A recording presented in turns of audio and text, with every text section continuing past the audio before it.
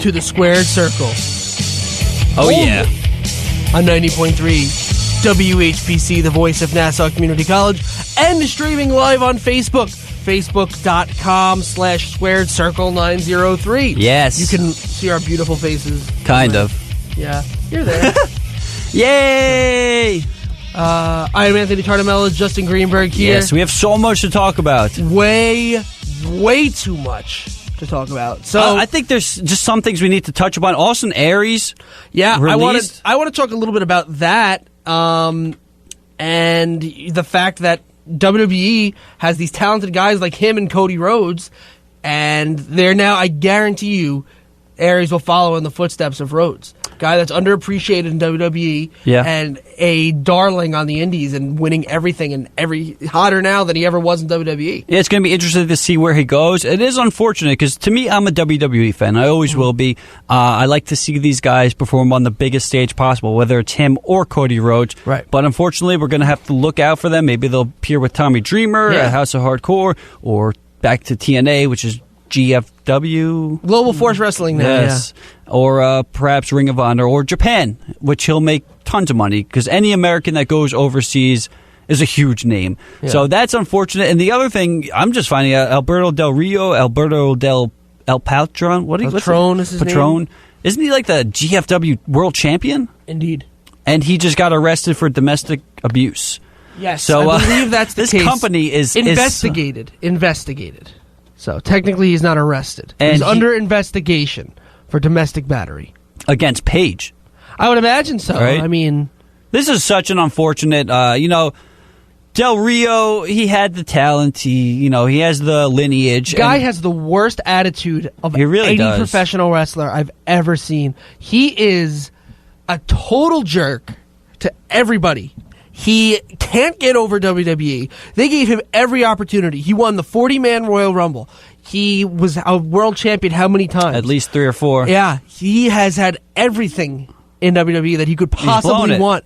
And the only time he was ever over was because of his ring announcer, Yeah. Ricardo Rodriguez. That's the only time he was ever over in the WWE. Yeah, he was a So- very boring wrestler. He had the talent. He could do the stuff. He was charismatic. Yeah, he cut could a do promo. everything. Yep. But it was never just like, oh, Del Rio's on tonight. I can't wait to watch that. Even when he made his grand return against John Cena, I just remember being so hyped. Who's this going to be? Because it was a mystery. And then it was Del Rio. I was like, He was a good heel. He played up the Mexican thing well. And I love when he brought in the car and would just lay on the horn. Yeah. Like it was such a heel move. But I mean, he was definitely he's a just good a worker. jerk. Yeah, he's just a jerk. And every time he's left now, this is now twice he's come out of WWE, he's had nothing but negative things to say about the company, which I don't have a horse in the race. I mean, I watch WWE television more often than any other wrestling promotion just because that's what's readily available.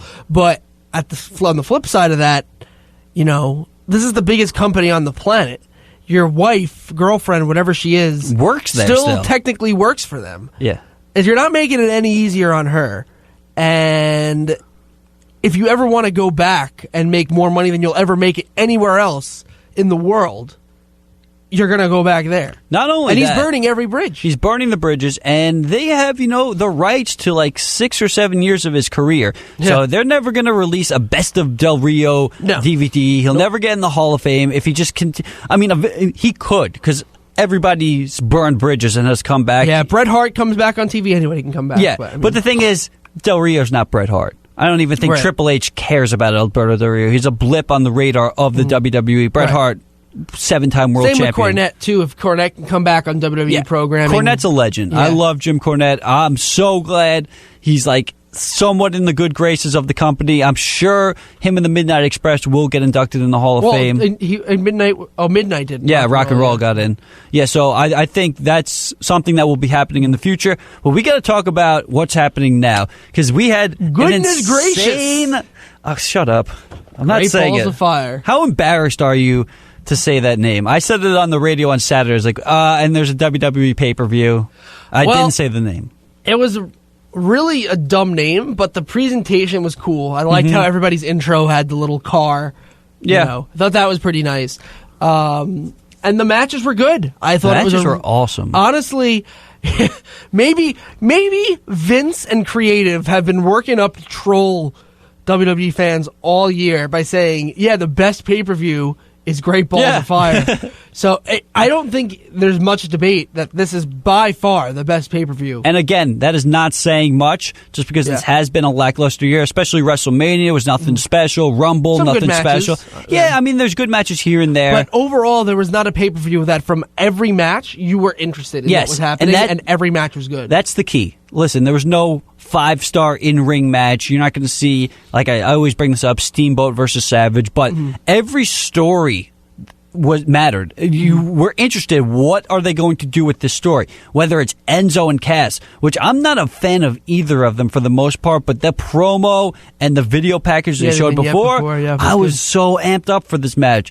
Braun and Roman, they've had a storied history the last couple months. What's going to happen? And then he's Brock Lesnar. What that match was probably the worst of the night, I would say. And the because thing is, just considering how good of wrestlers both of them really can be, and you could tell when Brock just doesn't care. And it just seemed like he didn't care. I think Brock cared this match. I think, this is probably Brock's best match he's had in a while. And again, that's not saying much. Well, his last 3 matches have been all in the Royal Rumble or against Goldberg, which were 2-second matches.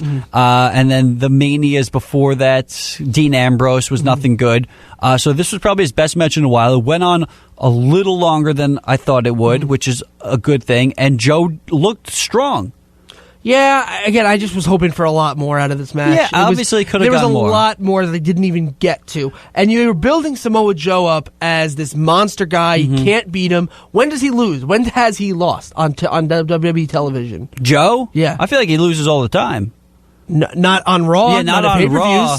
Yeah. Think about it. I guess He doesn't lose. So this is like one of the first times since he's been called up to the main roster that he's lost clean. Yeah, but the thing is, I don't think this really... And it just wasn't a good... Like, just 1 F5 is what does it, really? Yeah, that's unfortunate. I am kind of glad that he didn't look super weak. He was in control the whole match. He had Brock almost out there a few times. It was a very slow-paced match. Yeah. And, they're going to try to choke him out for 15 minutes and then 1 F5. Just suplex him and F5 him, and that's that. So. Yeah, I would like to have seen Joe get more offense in instead of the sleeper. I would have liked to have seen him throw some suplexes. But it was hard-hitting, and it had the big fight feel to it. That it did. The best part of the match was not even during the match. It was before the match started. When Joe was getting cheered? When Joe attacked Brock from behind. Yeah, that was the best move. part of the match. Yeah. And then after that, it completely slowed down. You think you start a match like that, it's going to be fast, Well, it's again, be crazy. that's just Brock being Brock. He, again, like you said, he doesn't care. But from what I've read, he liked his match with Joe, and he likes Joe, and I can understand why, because he's a big guy. He does, the mixed martial arts thing. I don't think he liked wrestling a guy like Dean Ambrose, because in his mind, he would destroy Dean Ambrose.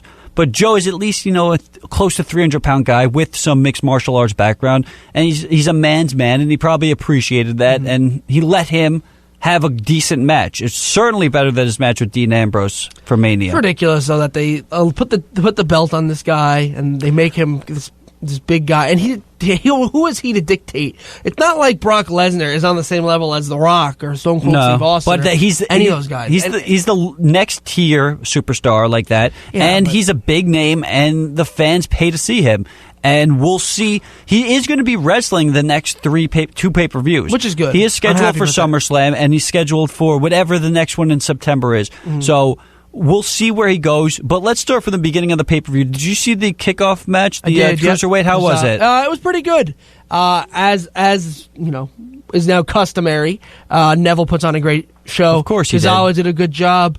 Titus O'Neil was managing decently well. And how did Neville win with the ring? It was dumb. Tozawa, landed on the ropes in between his legs. Yeah, crotch. Neville kicked the rope, which hurt him even more, and then he fell down and he pinned him. He just pinned him from that? Yeah. That's strange. But then they showed behind the scenes, it was a low blow, I want a rematch, that kind of thing. So they're setting up for another match. Okay. It was a good match, but again, I think the point of it is that you're supposed to feel like that was kind of silly because we're going to get a better one at SummerSlam or wherever. Yeah, a lot of these matches didn't have the conclusion. It seems like a lot of these rivalries will continue.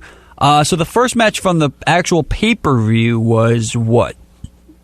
What was it? Bray and Seth. Yeah, this was a decent match. Filler match. Yeah, it's a filler thing just to promote the game, I guess, because that was where this whole thing started from. It's just the same thing with Bray Wyatt. Like, you're a false prophet. I am a guy. You believe. Like, it's the same shtick every single fight with this guy.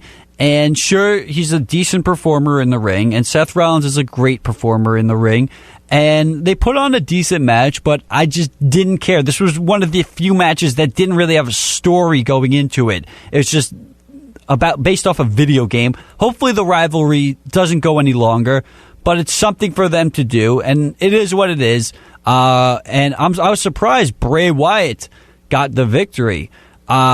Especially because they just announced Seth Rollins as the cover man for the WWE 2K18, but they gave it to Bray Wyatt. I thought it was a decent match and a fine way to start off the pay-per-view. Anthony, did you have any thoughts on the match? Which one? The Bray Wyatt, Seth Rollins? I was looking up the results. I just wanted to see the storylines going in. I thought it was it's a pretty good match. It's two guys that the fans are really behind. Obviously fans like Seth, fans like Bray. So it was a good match to kind of get started. Bray wins it, obviously, right? Bray won it. So, it makes him look strong. I like that. We'll see if they continue the feud. I hope not. They, they just let Bray kind of go over on him, and maybe he's going to go up against Brock for the Universal title. Well, I think the plan is for Reigns to be facing... Well...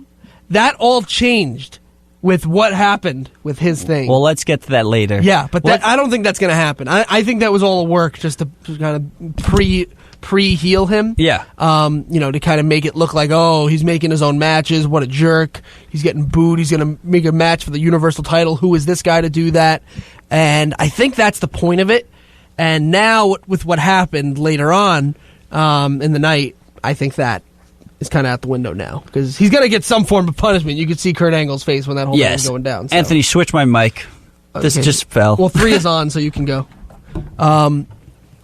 So the next match in the night was Enzo Amore versus Big Cass. That was the second match? Yeah, it was. Wow. This was a great, like I said, the vignette before was awesome, and the promo that Enzo gave based off of the Frank Sinatra song, That's Life, was awesome. Yep. And I'm not the biggest Enzo fan, but this really had me into the match.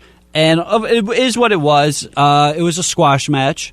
Enzo just really didn't get much offense in, unfortunately. But I think this means that we're going to have a match at SummerSlam, which should be good. Maybe have a Brooklyn street fight. It is what it is.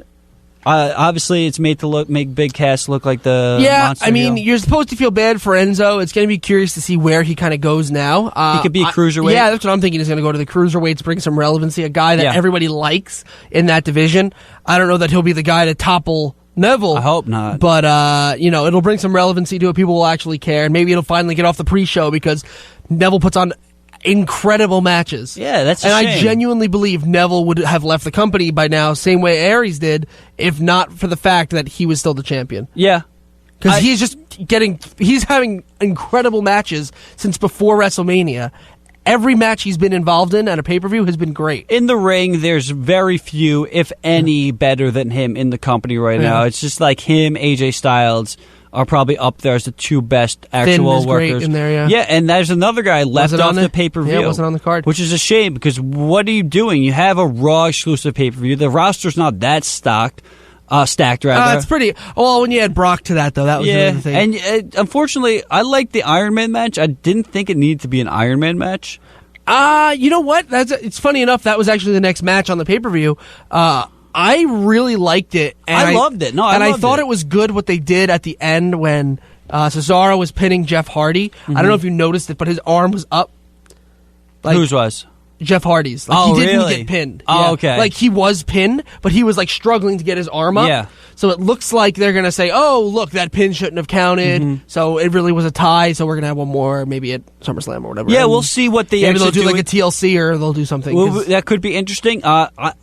Let's start a tag team, though, with Finn Balor and someone. Maybe him and Seth. Well, Finn teamed up with them, and they had the whole broken thing, and with the demon and the broken, it all kind of puts together. And they keep teasing it. They keep teasing. They could do a 6-man TLC. We don't do the bar. We break the bar. Was what they said. And isn't it delightful what I was doing? Yeah. And reportedly, according to a lot of things I've seen,